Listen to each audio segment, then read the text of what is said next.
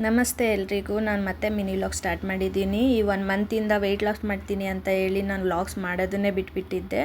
But weight loss ಕೂಡ ಸ್ವಲ್ಪ ಮಾಡೋದಕ್ಕಾಗಿದೆ ಅಷ್ಟೇ, ಹಾಗಾಗಿ ಮಾಡಿರಲಿಲ್ಲ. ಇವತ್ತು ನನ್ನ ಮಗನ ತಿಂಡಿಗೆ ಅಂತ ದೋಸೆ ಮತ್ತು ಪಟ್ಲಕಾಯಿ ಪಲ್ಯ ಮಾಡಿದ್ದೆ. ಮತ್ತು ನನ್ನ ಮಗನ ಸ್ಕೂಲಿಗೆ ಬಿಟ್ಬಿಟ್ಟು ಹಾಗೆ ವಾಕ್ ಹೋಗಿದ್ದೆ. ಒಂದು ಸ್ವಲ್ಪ ಹೊತ್ತು ವಾಕ್ ಮಾಡೋಣ ಅಂತ ಹೇಳಿ, ಯಾಕಂದರೆ ಬೆಳಿಗ್ಗೆನೇ ಟೈಮ್ ಆಗಲ್ಲ ನನಗೆ, ಸ್ಕೂಲಿಗೆ ಬಿಟ್ಟ ಮೇಲೇ ಮಾಡಬೇಕು. ಅಲ್ಲಿಂದ ಬಂದಮೇಲೆ ಬಿಸಿಲಿತ್ತು ಅಂತ ಹೇಳಿ ರಾಗಿ ಒಣಗಾಕಿದ್ದೆ. ಇದು 2 ಡ್ರೆಸ್ ಹಾಕಬೇಕಿತ್ತು ಲಾಸ್ಟ್ ಮಂತಲ್ಲಿ ನನ್ನ ಮಗನಿಗೆ, ಲೈಕ್ ಇಂಡಿಪೆಂಡೆನ್ಸ್ ಡೇ ಮತ್ತು ಕೃಷ್ಣ ಜನ್ಮಾಷ್ಟಮಿಗೆ. ಸೊ ಹಾಗಾಗಿ ಆರ್ಮಿ ಮತ್ತು ಕೃಷ್ಣನ ಡ್ರೆಸ್ ಹಾಕಿದ್ದೆ. ಅದಾದಮೇಲೆ ಅಲ್ಲಿಂದ ಅವ್ನಿಗೆ ಆ್ಯಕ್ಚುಲಿ ಕೃಷ್ಣ ಡ್ರೆಸ್ ಹಾಕ್ಕೊಳ್ಳೋದಂದರೆ ಇಷ್ಟ ಇಲ್ಲ. ಅಲ್ಲಿಂದ ಬಂದಮೇಲೆ ಬಿಚ್ಚಾಕಿದ ತಕ್ಷಣ ಫುಲ್ ಖುಷಿಯಾಗಿ ಆಟ ಆಡ್ತಿದ್ದ.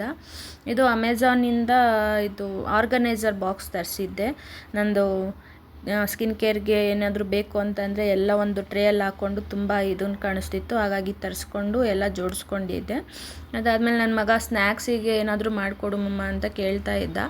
ಅದಕ್ಕೆ ನಾನು ಕಾರ್ನ್ ಅಂತ ಬರುತ್ತಲ್ವ, ಅದನ್ನು ಜಸ್ಟ್ ಬೇಯಿಸ್ಬಿಟ್ಟು ಅದಕ್ಕೆ ಸ್ವಲ್ಪ ಪೆಪ್ಪರ್ ಪುಡಿ, ಮೆಣಸಿನ್ಕಾಯಿ ಪುಡಿ, ಅದಾದಮೇಲೆ ಸ್ವಲ್ಪ ಉಪ್ಪು ಹಾಕ್ಬಿಟ್ಟು ಲಾಸ್ಟಲ್ಲಿ ಸ್ವಲ್ಪ ನಿಂಬೆ ಹಣ್ಣಿನ ರಸ ಇರುತ್ತಲ್ವ ಅದನ್ನು ಹಾಕಿ, ಅದಾದಮೇಲೆ ಅದಕ್ಕೆ ಸ್ವಲ್ಪ ಬೆಣ್ಣೆ ಆ್ಯಡ್ ಮಾಡಬೇಕು. ಬಟ್ ನಮ್ಮ ಮನೆಯಲ್ಲಿ ಬೆಣ್ಣೆ ಇರಲಿಲ್ಲ ಅಂತ ಹೇಳಿ ಚೀಸ್ ಇತ್ತು, ಚೀಸ್ನ ಆ್ಯಡ್ ಮಾಡ್ತಾಯಿದ್ದೀನಿ. ಮನೆಯಲ್ಲೇ ಆದಷ್ಟು ಮಕ್ಕಳುಗಳಿಗೆ ಸ್ನ್ಯಾಕ್ಸ್ ಎಲ್ಲನ ಹೆಲ್ದಿಯಾಗಿ ಮನೆಯಲ್ಲೇ ಮಾಡ್ಕೊಂಡು ಕೊಡಿ. ಹೊರಗಡೆದು ತಿನ್ನೋದಕ್ಕಿಂತ ಮನೆಯಲ್ಲಿ ಮಾಡಿದ್ದು ಬೆಸ್ಟ್ ಅಂತ ನನಗೆ, ಯಾಕಂದರೆ ನನಗೆ ಮಾಡಿಕೊಡೋದಕ್ಕೆ ತುಂಬ ಇಷ್ಟ ನನ್ನ ಮಗನಿಗೆ ಸ್ನ್ಯಾಕ್ಸ್ ಎಲ್ಲನ.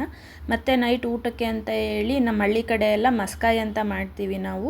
ಇದಕ್ಕೆ ನಾವು ಬದನೆಕಾಯಿ, ಈರುಳ್ಳಿ, ಟೊಮ್ಯಾಟೊ, ಮೆಣಸಿನ್ಕಾಯಿ ಮತ್ತು ಒಂದು ಗೆಡ್ಡೆಯಷ್ಟು ಬೆಳ್ಳುಳ್ಳಿ ತೊಗೊಂಡು ಅದನ್ನೆಲ್ಲ ಹಚ್ಕೊಂಡು, ಅದಾದಮೇಲೆ ತೊಗರಿಬೇಳೆ ಯೂಸ್ ಮಾಡ್ಕೊತಾ ಇದ್ದೀವಿ.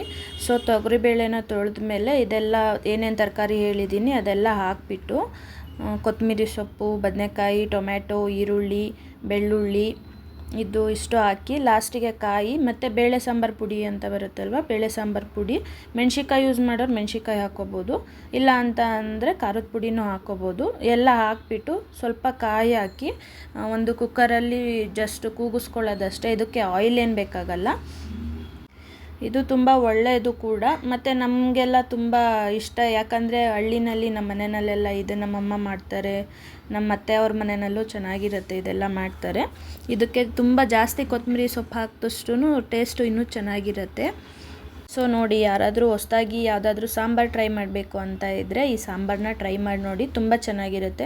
ರೈಸ್ ಜೊತೆನಲ್ಲಾದರೂ ತಿನ್ಬೋದು ಅಥವಾ ಮುದ್ದೆ ಜೊತೆನಲ್ಲಾದರೂ ತಿನ್ಬೋದು. ನಾವು ನಾರ್ಮಲಾಗಿ ಮುದ್ದೆ, ಅನ್ನ ಎಲ್ಲಾದ್ರ ಜೊತೆನಲ್ಲೂ ಸ್ವಲ್ಪ ಸ್ವಲ್ಪ ತಿಂತೀವಿ. ಇದೆಲ್ಲ ಆದಮೇಲೆ ಲಾಸ್ಟಲ್ಲಿ ಸ್ವಲ್ಪ ಒಗ್ಗರಣೆ ಹಾಕಬೇಕಾಗತ್ತೆ ಅಷ್ಟೇ.